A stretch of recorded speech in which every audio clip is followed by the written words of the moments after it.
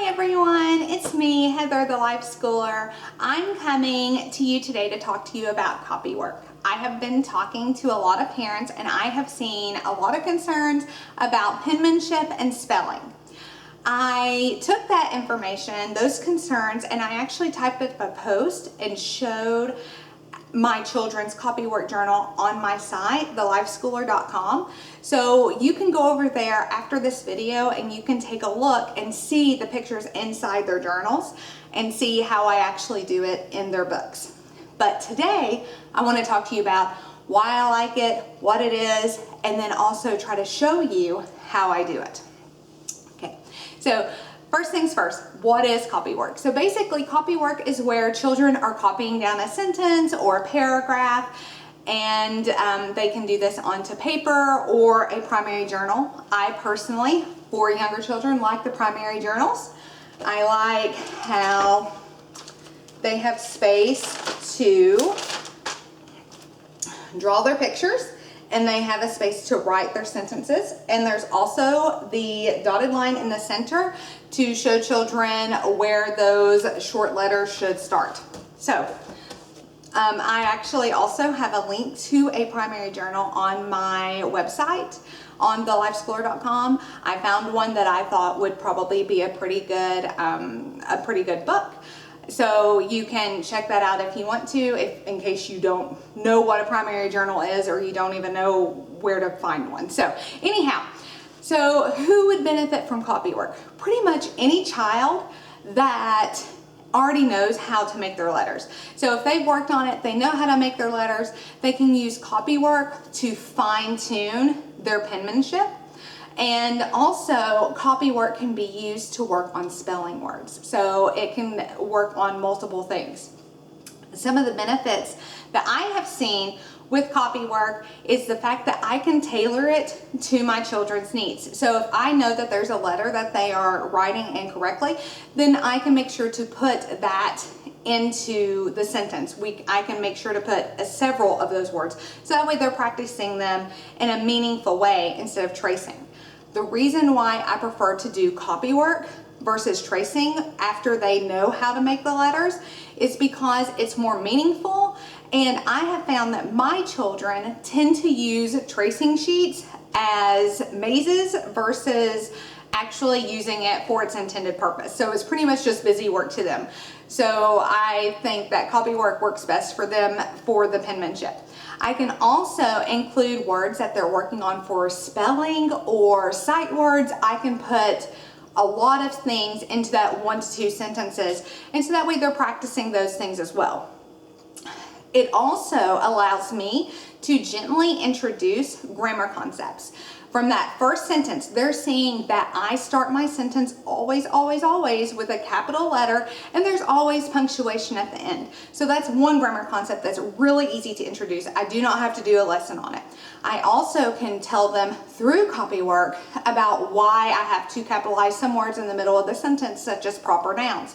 So I can just show it to them. We kind of talk about it a little bit. I do not have to do a huge lesson. Will I do a lesson and have them work on it a little bit more between proper nouns and common nouns? Of course.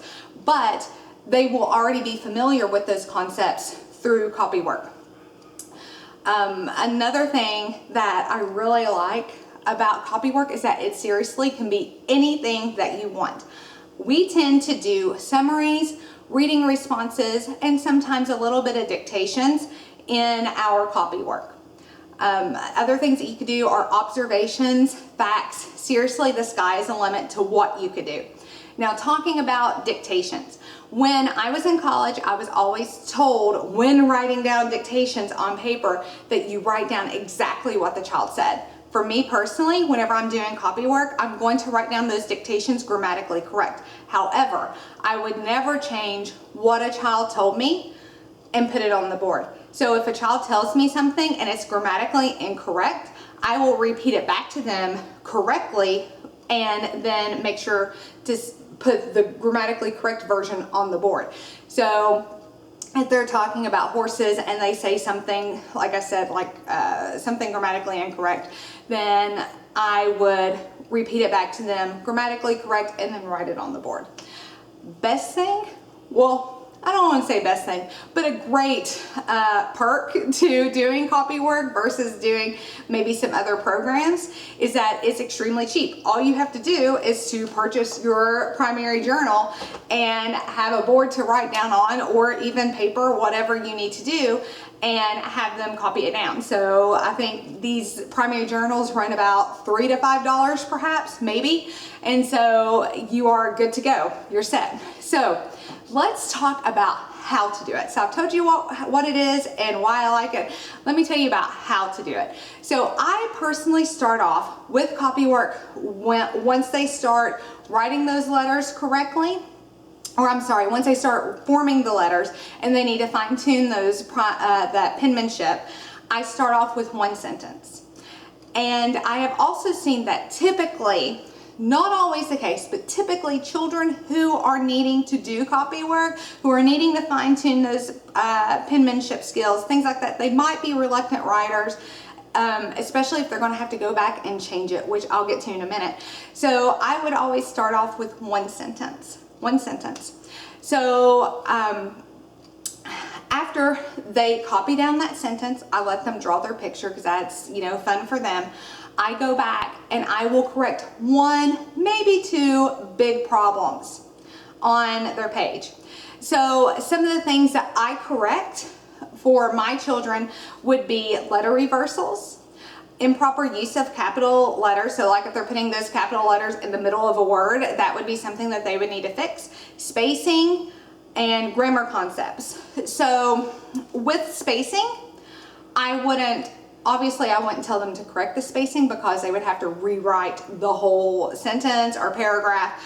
I would take my highlighter, which is what I use to show the children what they need to fix. And I would put slashes between the words that need to have the spacing.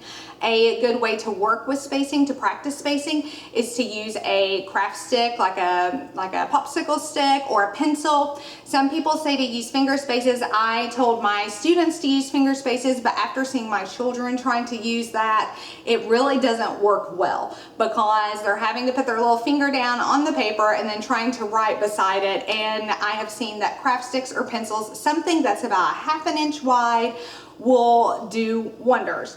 And that will help them ensure the spacing. You can even decorate it, so to make it more fun. And also grammar concepts. If they forget to put their punctuation, they have to go back and put the punctuation. Now, with all those things, when you start off and you have a beginning or a child that is just starting with Copywork, there may be lots of problems. You might be like, wow, there's lots of things that they can fix here.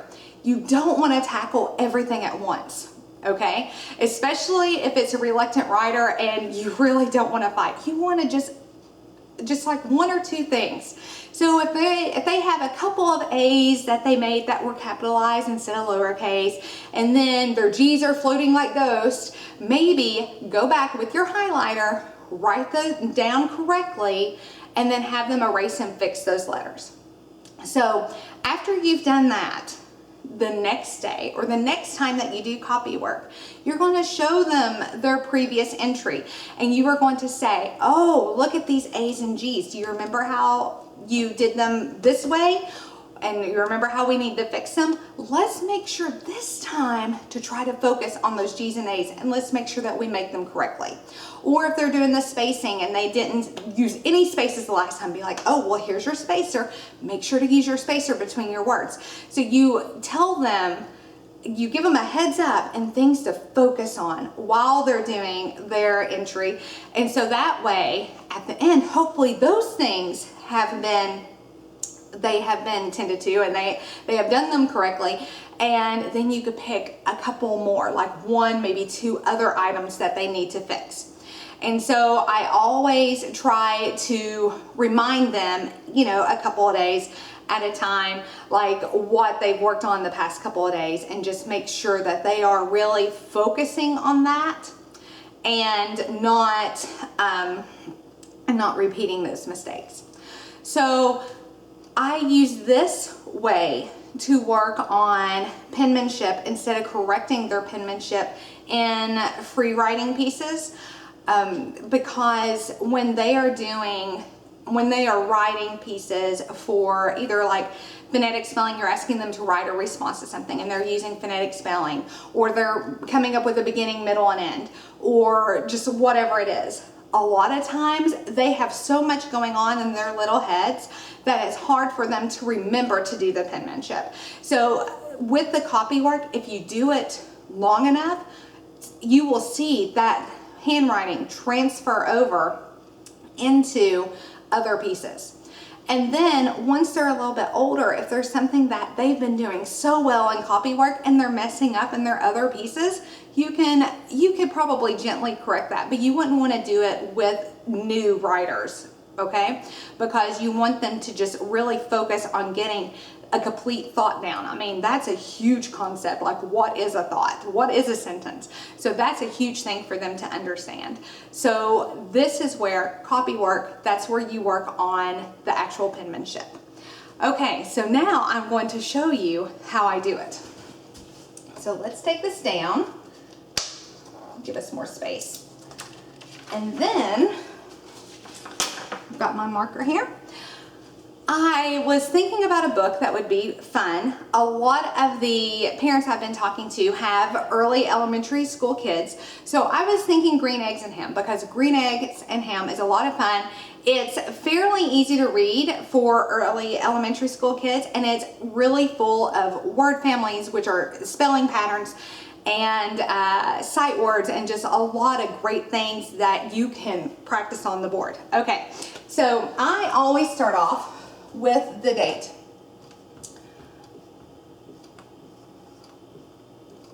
Whoops.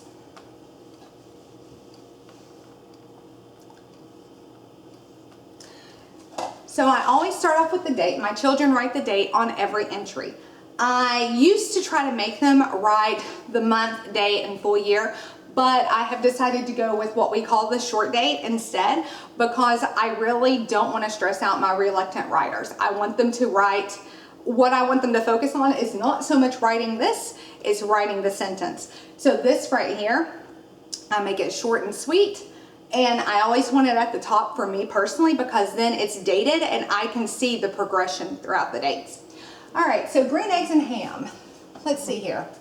Oh, I also do this in front of my kids. I will write it while they're sitting at the table, and they will watch me, and so that way I'm modeling how to write it. So let's start off with a simple sentence. So Sam, I, oops.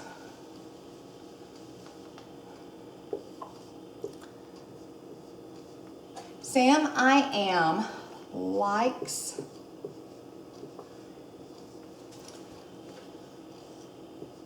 green eggs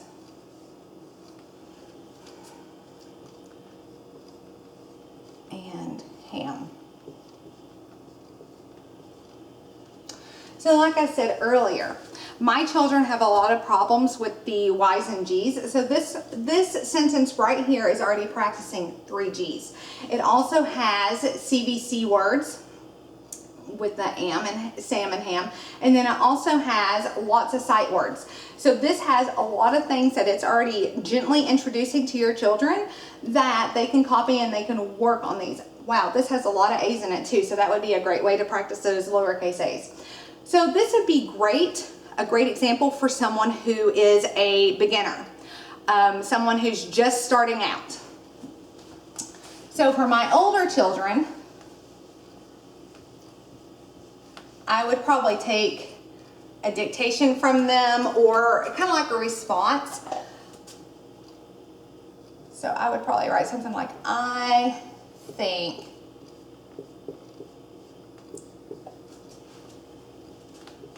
that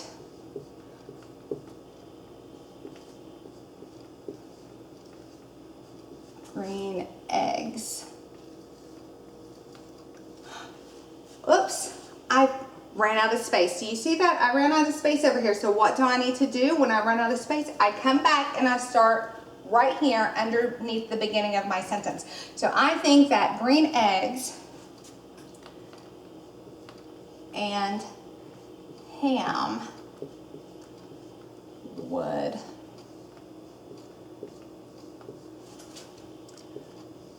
be gross.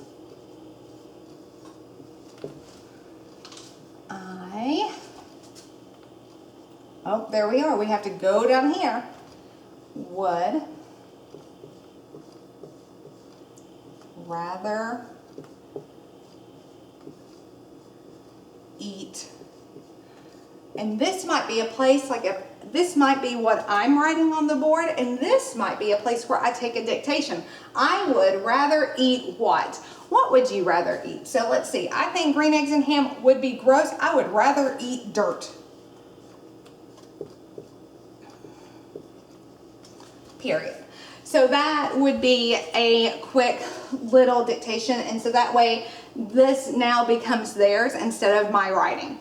So this has a lot, once again, it has some bigger sight words in it, like would and eat, and so there's lots of things on here that's going on. And as you can tell, I forgot to do this with the other one, but as you can tell, when you get to the end of the sentence, the end of the line, and you know that you don't have space anymore, you need to model, oh no, I ran out of space, or I don't think I have space for my next word, and that you bring it down here and you start underneath the beginning point of your the sentence above. So you have to model that, okay? And then you can move on from here. So you're slowly going to build up to maybe a paragraph if you want. 3, 4, 5 sentences. There's lots of things that you can do with this. It's very versatile, and you can differentiate it. You can take one book and you can do different copy work for your older kids and different and easier copy work for your younger kids. Lots of great things that you can do here. Okay, so I hope this made sense to you. I hope it helped by showing you how to do this. If you have any further questions, please let me know. And you can also, like I said, you could see some pictures of my kids' journals on my website, thelifeschooler.com, and you can see exactly how I go through and I use my highlighter to correct some of their writing. So anyhow, well, I thank you for stopping by and watching, and I would love it if you would subscribe. Okay, bye.